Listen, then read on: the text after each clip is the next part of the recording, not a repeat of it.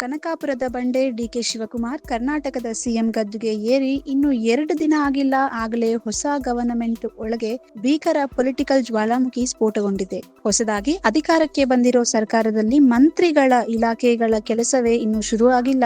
ಅಷ್ಟರಲ್ಲೇ ಕಾಂಗ್ರೆಸ್ ಕೋಟೆಯ ಹಿರಿಯ ಸಚಿವ, ಬೆಂಗಳೂರು ರಾಜಕಾರಣದ ಸಾರ್ವಭೌಮ ರಾಮಲಿಂಗಾರೆಡ್ಡಿ ಹಾರಿಸಿರೋ ಬಂಡಾಯದ ಬಾವುಟ ಇಡೀ ಕೈಪಾಳ್ಯವನ್ನೇ ನಡುಗುವಂತೆ ಮಾಡಿದೆ. ಖಾತೆ ಹಂಚಿಕೆಯ ಕಂಪ್ಲೀಟ್ ಲಿಸ್ಟ್ ಹೊರಬಿದ್ದ ತಕ್ಷಣವೇ ಕೆರಳಿ ಕೆಂಡವಾಗಿದ್ದ ರೆಡ್ಡಿ, ಕೊಟ್ಟರೆ ಬೆಂಗಳೂರು ನಗರ ಅಭಿವೃದ್ಧಿ ಖಾತೆ ಕೊಡಿ, ಇಲ್ಲಾಂದ್ರೆ ಮಂತ್ರಿ ಪದವಿಯೇ ಬೇಡ, ನಾನು ಶಾಸಕನಾಗಿಯೇ ಇರ್ತೀನಿ ಅಂತ ಡಿಕೆಶಿ ಮುಖಕ್ಕೆ ಹೊಡೆದು ಹಾಗೆ ಹೇಳಿ ಸರ್ಕಾರದ ಅಧಿಕೃತ ಮೀಟಿಂಗ್ ನಿಂದಲೇ ವಾಕೌಟ್ ಮಾಡಿದ್ದಾರೆ. ಇದು ಕೇವಲ ಖಾತೆಗಾಗಿ ನಡೆದಿರೋ ಜಗಳನ ಅಥವಾ ಇದರ ಹಿಂದೆ ಸಿಎಂ ಡಿಕೆ ಶಿವಕುಮಾರ್ ಅವರಿಗೆ ಕಾಟ ಕೊಡೋಕೆ ಸಿದ್ದರಾಮಯ್ಯ ಬಣ್ಣ ಹೂಡಿರೋ ಅಂಡರ್ ಗ್ರೌಂಡ್ ಸ್ಕೆಚ್?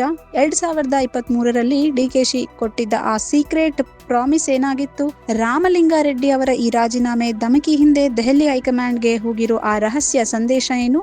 ಈ ಬಿಗ್ ಕ್ರೈಸಿಸ್ ಅನ್ನ ಶಮನ ಮಾಡೋಕೆ ಸಿಎಂ ಡಿಕೆಶಿ ಹೂಡುತ್ತಿರೋ ಕೌಂಟರ್ ತಂತ್ರಗಳೇನು? ಈ ಎಲ್ಲ ಇಂಟ್ರೆಸ್ಟಿಂಗ್ ಪ್ರಶ್ನೆಗಳ ಇನ್ಸೈಡ್ ಸ್ಟೋರಿ ತೋರಿಸುತ್ತೀವಿ ನೋಡಿ. ಹೌದು, ಕರ್ನಾಟಕ ಕಾಂಗ್ರೆಸ್ನಲ್ಲಿ ಸದ್ಯಕ್ಕೆ high voltage political drama start ಆಗಿದೆ. ಡಿಕೆ ಶಿವಕುಮಾರ್ ಮುಖ್ಯಮಂತ್ರಿಯಾಗಿ ಪ್ರಮಾಣ ವಚನ ಸ್ವೀಕರಿಸಿದ ಖುಷಿಯಲ್ಲಿ ಇದ್ದ ಹೈಕಮಾಂಡ್ಗೆ ಸಚಿವ ರಾಮಲಿಂಗಾರೆಡ್ಡಿ ಬಿಗ್ ಶಾಕ್ ಕೊಟ್ಟಿದ್ದಾರೆ. ಬೆಂಗಳೂರಿನ ಮೂಲೆ ಮೂಲೆಗಳ ಇಂಚಿಂಚು ರಾಜಕೀಯ ಬಲ ರಾಮಲಿಂಗಾರೆಡ್ಡಿ ಅವರಿಗೆ ಬೆಂಗಳೂರು ನಗರ ಅಭಿವೃದ್ಧಿ ಇಲಾಖೆ ಸಿಗುತ್ತೆ ಅನ್ನೋದು ಎಲ್ಲರ ಲೆಕ್ಕಾಚಾರವಾಗಿತ್ತು. ಆದರೆ ನಿನ್ನೆ ಸಂಜೆ ಹೊರಬಿದ್ದ ಅಫಿಷಿಯಲ್ ಲಿಸ್ಟ್ ನಲ್ಲಿ ರೆಡ್ಡಿಗೆ ಕೈ ಜಲ ಸಂಪನ್ಮೂಲ ಇಟ್ಟು ಬೆಂಗಳೂರು ಖಾತೆಯನ್ನ ಡಿಕೆಶಿ ತಾವೇ ಇಟ್ಟುಕೊಂಡಿದ್ದ ಈ ಇಡೀ ಜಗಳಕ್ಕೆ ಮೇನ್ ರೀಸನ್.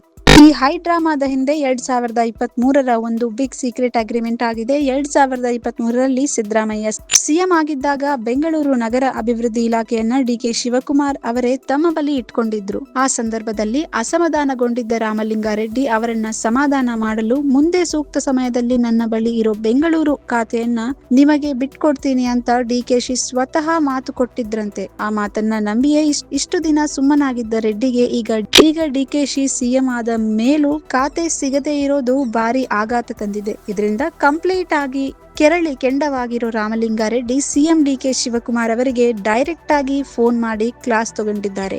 ನನಗೆ ಬೆಂಗಳೂರು ನಗರ ಅಭಿವೃದ್ಧಿ ಇಲಾಖೆನೇ ಬೇಕು, ಇಲ್ಲ ಅಂದ್ರೆ ಯಾವ ಖಾತೆಯೂ ಬೇಡ, ನಾನು ಕೇವಲ ಎಂಎಲ್ಎ ಆಗಿ ಉಳಿತೀನಿ ಅಂತ ಮುಖಕ್ಕೆ ಹೊಡೆದ ಹಾಗೆ ಧಮಕಿ ಹಾಕಿದ್ದಾರೆ. ಈ ವೇಳೆ ಸಿಎಂ ಡಿಕೆಶಿ ಇದು ಹೈಕಮಾಂಡ್ ನಾಯಕರ ಡೈರೆಕ್ಷನ್, ಇದ್ರಲ್ಲಿ ನನ್ನ ಪಾತ್ರ ಏನೂ ಇಲ್ಲ ಅಂತ ಜಾರಿಕೊಳ್ಳೋಕೆ ಟ್ರೈ ಮಾಡಿದ್ರು. ರೆಡ್ಡಿ ಮಾತ್ರ ಕಂಪ್ಲೀಟ್ ಆಗಿ ಫೋನ್ ಕಟ್ ಮಾಡಿ ಮೀಟಿಂಗ್ ನಿಂದಲೇ ವಾಕೌಟ್ ಮಾಡಿದ್ದಾರೆ. ರಾಜಕೀಯ ವಿಶ್ಲೇಷಕರ ಪ್ರಕಾರ ರಾಮಲಿಂಗಾರೆಡ್ಡಿ ಅವರ ಈ ರಾಜೀನಾಮೆ ಬಾಂಬ್ ಹಿಂದೆ ಹೈಕಮಾಂಡ್ಗೆ ಒಂದು ಸ್ಟ್ರಾಂಗ್ ಸೀಕ್ರೆಟ್ ಮೆಸೇಜ್ ರವಾನೆಯಾಗಿದೆಯಾ? ರಾಜ್ಯದಲ್ಲಿ ಸಿಎಂ ಬದಲಾಗಿದ್ರು ಸರ್ಕಾರದಲ್ಲಿ ಡಿಕೆಶಿ ಅವರ ಏಕಪಕ್ಷೀಯ ನಿರ್ಧಾರಗಳೇ ನಡೆಯಲ್ಲ, ಹಿರಿಯ ನಾಯಕರನ್ನ ಕಡೆಗೆಣಿಸಿದ್ರೆ ಗವರ್ನಮೆಂಟ್ ನಡೆಸೋದು ಕಷ್ಟ ಅನ್ನೋ ಎಚ್ಚರಿಕೆಯ ಸಂದೇಶವನ್ನು ರೆಡ್ಡಿ ಈ ಮೂಲಕ ರವಾನಿಸಿದ್ದಾರೆ. ಇದು ಕೇವಲ ರಾಮಲಿಂಗಾರೆಡ್ಡಿ ಅವರೊಬ್ಬರ ಆಕ್ರೋಶವಲ್ಲ, ಇದರ ಹಿಂದೆ ಇಡೀ ಸಿದ್ದರಾಮಯ್ಯ ಬಣ್ಣದ ಸೈಲೆಂಟ್ ಸಪೋರ್ಟ್ ಇದೆ ಎನ್ನಲಾಗುತ್ತಿದೆ.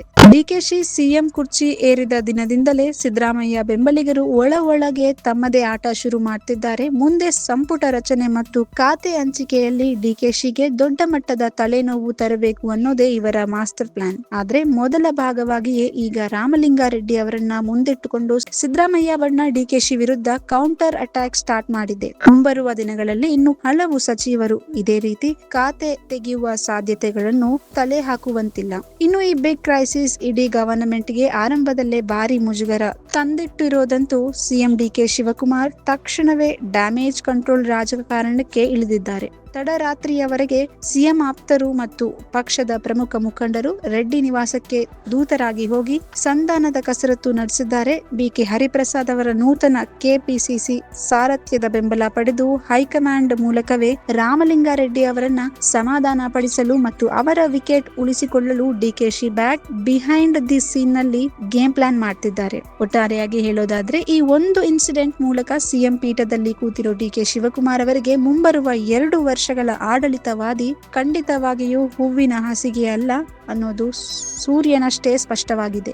ಬೆಂಗಳೂರಿನಂತಹ ಆರ್ಥಿಕ ಮತ್ತು ರಾಜಕೀಯ ಪವರ್ ಹೌಸ್ ಆಗಿರೋ ಖಾತೆಯನ್ನ ತನ್ನ ಬಳಿಯೇ ಉಳಿಸಿಕೊಳ್ಳಲು ಡಿಕೆಶಿ ಹೂಡಿದ ತಂತ್ರವೇ ಈಗ ಅವರ ಕೊರಳಿಗೆ ಉರುಳಾಗುವ ಲಕ್ಷಣಗಳು ಕಾಣಿಸ್ತಿವೆ. ಸಿಎಂ ಡಿಕೆಶಿಗೆ ಈ ಬಿಗ್ ಚಾಲೆಂಜ್ ಅನ್ನ ಹೇಗೆ ಹ್ಯಾಂಡಲ್ ಮಾಡ್ತಾರೆ ಅನ್ನೋದನ್ನ ಕಾದು ನೋಡ್ಬೇಕಿದೆ. If you like this video ಬೇಗ ಲೈಕ್ ಮಾಡಿ, ಕಾಮೆಂಟ್ ಮಾಡಿ, ಶೇರ್ ಮಾಡಿ ಹಾಗೂ ಯೋಯೋ ಟಿವಿ ಕನ್ನಡವನ್ನು ಸಬ್ಸ್ಕ್ರೈಬ್ ಮಾಡಿ.